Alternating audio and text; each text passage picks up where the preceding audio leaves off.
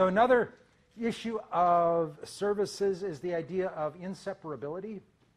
And this also relates to the idea that many times services are created by people, and many times the customer and the service provider work together to create the service.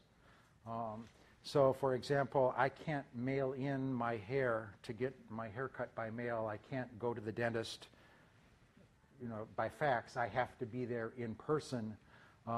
So in those situations, the capacity of the service provider is limited to the amount of hours in the day that a human being can possibly do. And I use the exception to the inseparability issue. I call it the Dolly Parton solution. Dolly Parton is a country western singer, actor, performer who's well known for having very large hairdos.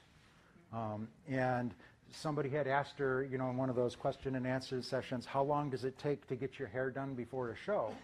And her answer was, I don't know, I'm not in it. It's a wig, separability. I can take the hair off and have it done separately, put it on for the show. I'm working on that solution myself. So the deal with inseparability is you want to maximize the capacity of the service provider. So some of the ways that we do that is just to automate routine stuff. Today in retail banking, unless you have a fairly serious concern, you probably are not going to deal with a human being, you're going to deal with a machine. And what that does is that frees up human beings from dealing routine stuff like cashing checks or giving out cash, and allows them to focus on areas where they really can provide some benefit, or you can provide some benefit, create some value. Another approach is just specialization. And my favorite example of specialization is a modern dentist's office. Does anybody here go to the dentist? 1, 2, 3, 4, 5 of you? The rest go to McDonald's. I don't need to go to the dentist if I've been to McDonald's.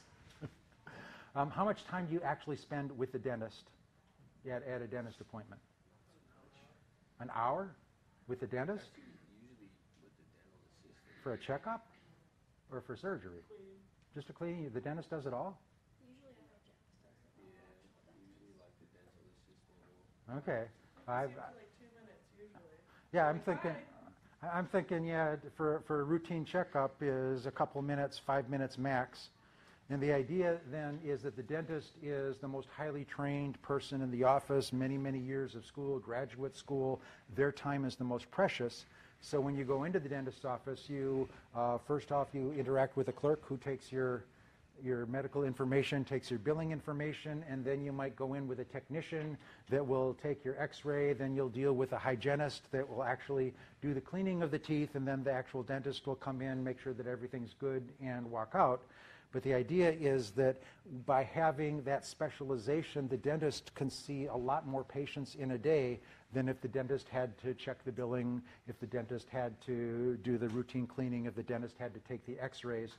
So again, specialization maximizes the efficiency of the key service providers. And then another approach is called price rationing. You see this in the legal profession, where if legal profession and consulting. If you've ever been in consulting, if you may get to the situation where you have more clients than you know what to do with. What do you do when you have more clients than you know what to do with? You raise your price, and that way the clients that are only marginally benefiting from your service will drop you, and you can focus on a smaller number of higher profitability clients. Similarly, when you deal with a law firm, if you have a very simple legal problem, you might deal with a paralegal who is, under the supervision of a lawyer, maybe paying $50 an hour. If you have a more serious problem that actually needs some advice, you may work with an associate of the firm, an actual lawyer, paying $100, $200 an hour. And then, like, if you're going to go to jail, you want to talk to somebody who really knows what they're doing. I might want to deal with a partner, $500 an hour, $1,000 an hour. But the idea is price rationing makes me, the customer, choose the level of service that I want based on how much I'm willing to pay. You had a comment. You can actually get legal insurance. You can get legal insurance now, yep. Pay $100 a month, $100 a month, and if they don't pay off on the insurance, you can always sue them. You can get insurance for everything. But again, it's the idea that a very senior partner with lots of connections, lots of experience is worth more. You charge more. That maximizes the efficiency of the providers and gives the customers the ability to choose the service level that's appropriate for what they want.